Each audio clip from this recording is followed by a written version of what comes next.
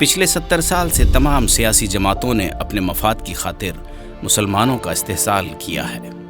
खुसूसन रियासत महाराष्ट्र में कांग्रेस, एनसीपी और समाजवादी पार्टी इसकी सबसे ज्यादा जिम्मेदार हैं। महाराष्ट्र में सत्ता की मलाई खाने के लिए बेताब कांग्रेस, एनसीपी और समाजवादी पार्टी ने अपने पार्टी के मुस्लिम पिट्ठुओं का और नाम नेहाद सेक्युलर नेताओं के बीजेपी के दौरे इख्तिदार में मुसलमानों को लुभाने के लिए खूब इस्तेमाल किया और मुस्लिम पिट्ठुओं ने और नाम नेहाद सेक्युलर नेताओं ने भी अपने आका को खुश करने के लिए मुसलमानों के जज्बात के साथ खेला और मुसलमानों को लुभाने के लिए कोई कसर नहीं छोड़ा। रिजर्वेशन दिलाने के बहाने खूब आवाज उठाई और महाराष्ट्र के मुसलमानों को खूब सुनहरे ख्वाब दिखाए। ये देखिए साबिक वजीर आरिफ नसीम खान और अबू आसिम आजमी समेत कांग्रेस लीडरान क्या कहते हैं। मराठा और मुसलमानों को आरक्षण मिलना चाहिए। अगर ये सरकार हमको ये आरक्षण नहीं देती है, जो सोशली इकोनॉमिकली बैकवर्ड मुस्लिम है, हम आने वाले अधिवेशन के अंदर इस हाउस को चलने नहीं देंगे और हमारी मांग सभी मिल करके, फिर वो कांग्रेस, राष्ट्रवादी, समाजवादी और हमारे जितने लीडर हैं वो इसकी मांग करेंगे और ये मराठा के साथ में जो सोशली इकोनॉमिकली बैकवर्ड मुसलमान हैं उनको आरक्षण मिलना चाहिए। 2014 में कांग्रेस एनसीपी की सरकार ने मुस्लिम समाज को पिछड़ेपन की बुनियाद पर 5% आरक्षण देने का निर्णय लिया था। उसको लागू भी कर दिया गया था, चालू भी हो गया था, लेकिन सरकार ने अध्यादेश को जानबूझकर लैप्स होने दिया और उस दिया हुआ आरक्षण को रोक रखा है। हमारी ये मांग है कि मराठा आरक्षण के साथ साथ मुस्लिम आरक्षण को भी ताबड़तोड़ सरकार ने लागू करना चाहिए। वो लोग जो रिकमेंड कर रहे हैं कि 10% रिजर्वेशन मिलना चाहिए, पिछली सरकार ने 5% दिया, हाई कोर्ट ने उस पर मोहर लगा दिया। तो हाई कोर्ट ने जब मोहर लगाया तो किस बेस पे लगाया? ये कोई धर्म के आधार पर नहीं, बल्कि पिछड़ेपन के आधार पर समाज के वो लोग जिनके पास जो पिछड़ेपन के लोग हैं, जिनको हक नहीं मिल रहा है, उस आधार पर ये मांगा गया है और बहुत सारे स्टेट में इसी आधार पर रिजर्वेशन मिला हुआ है।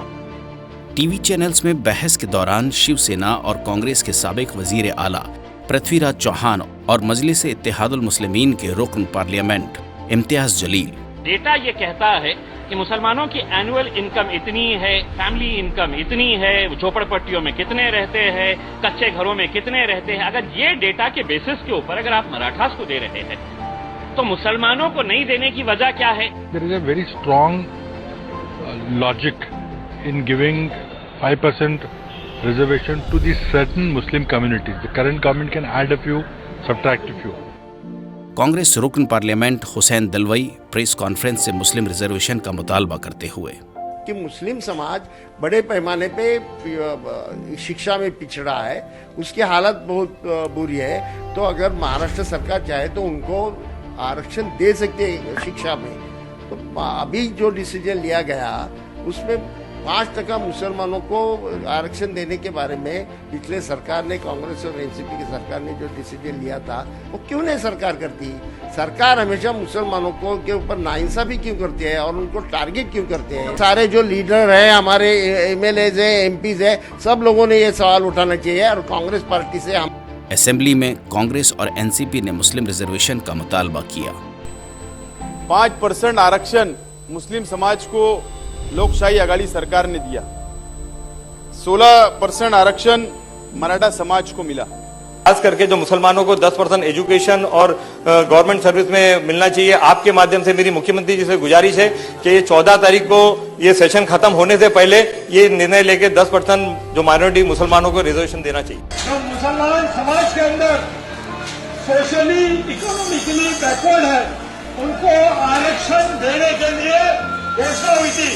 मुंबई हाईकोर्ट ने उसको मान्यता दी।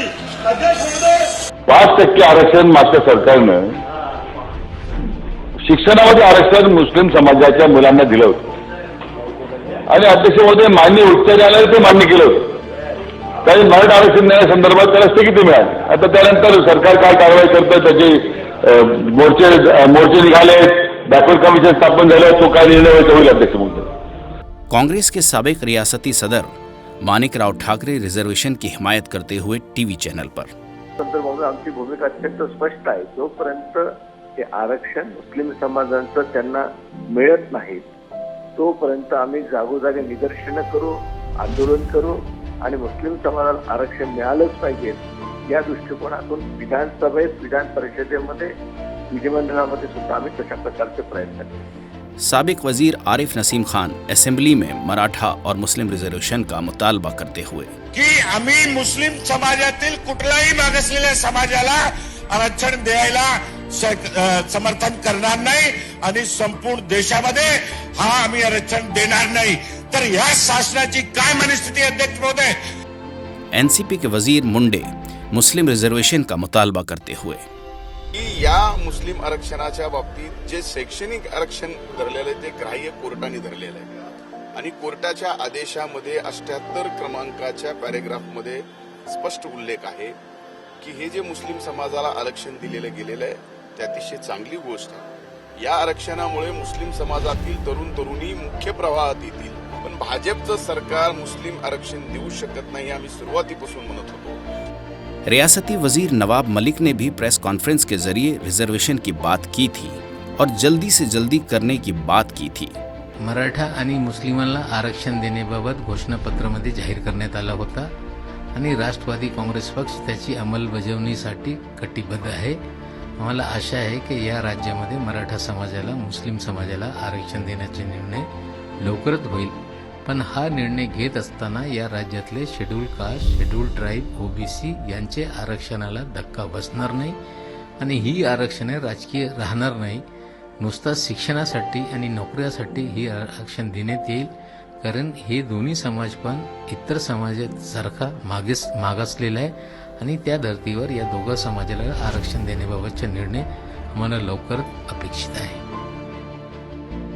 रियासती वजीर जितेंद्र आव्हाड ने भी मराठा समाज के साथ साथ मुस्लिम रिजर्वेशन की बात की थी।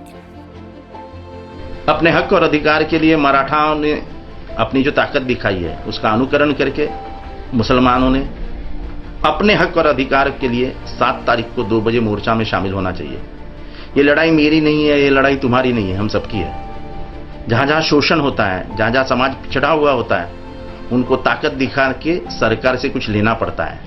हमारा तो हक और अधिकार है जो कोर्ट ने हमें 5% का रिजर्वेशन दिया था, जो सरकार ने छीन लिया है। हमारे दस्तरखान को हाथ लगाने की हिम्मत ये सरकार ने दिखाई है, क्या हम अपनी ताकत उनको नहीं दिखाएंगे? अगर मराठा 20 लाख में एक हो सकता है, अगर ओबीसी 15 लाख में एक हो सकता है, तो क्या मुमरा में हम एक नहीं हो सकते? तो लेकिन आज जब महाराष्ट्र में वो साहिब मसनद हो चुके हैं तो वो मुसलमानों से किए गए अपने अतीत के वादे को भूल गए हैं। उन्हें याद दिलाना बेहद जरूरी है और मजलिस यही काम कर रही है। मुख्यमंत्री साहब अदालत जब फैसले देती है तो कहीं न कहीं ये सोचती है कि सर्कमस्टेंशियल एविडेंस बहुत स्ट्रांग है। मुसलमानों को जब अदालत ने 5% एजुकेशन के अंदर रिजर्वेशन की इजाजत दी थी तो कहीं न कहीं उन्होंने देखा था ये Ranganath Mishra commission, Mahmood Rahman commission, Sachar commission ये सरकारों द्वारा अपॉइंटेड किए गए थे। अध्यक्ष महोदय, उस दिन बड़ा खराब लगा जब ये बोल सकते हैं, अबू आसिम साहब बोल सकते हैं, मैं बोल सकता हूँ मुसलमानों के बारे में, लेकिन जब कांग्रेस के आरिफ नसीम खान साहब खड़े रहते हैं और ये गुहार लगाते हैं तो मैं उनसे पूछना चाहूंगा, 15 साल का सो रहे थे आप लोग जब आपके हाथ में सत्ता थी, आपके हाथ में सत्ता थी और मजबूरी थी आपकी बोली राष्ट्रवादी कांग्रेस से पूछना चाहते हैं, क्या मजबूरी थी आपकी कि आप हमें आज किस मुंह से आप मान रहे हैं? आप ये सिर्फ मुसलमानों से रिश्ता साथ रखना चाहते हैं कि हम चुनाव के बाद आएंगे, वोट मांगेंगे और वोट मांगने के बाद 5 साल खामोश बैठेंगे। आप मगरमच्छ के आंसू रो रहे हैं, आप मगरमच्छ के आंसू रो रहे हैं। यहाँ पर मुसलमानों के सिर्फ आपको वोट चाहिए। मुसलमानों के लिए आप बताइए, मुसलमानों के लिए आप खड़े क्यों नहीं होते हैं? मजलिस की लड़ाई इन्हीं गद्दार और दोगलों के साथ है वादा शिकन ख्वाब दिखाना ही नहीं था। क्यों वादा किया था जब वादा निभाना ही नहीं था?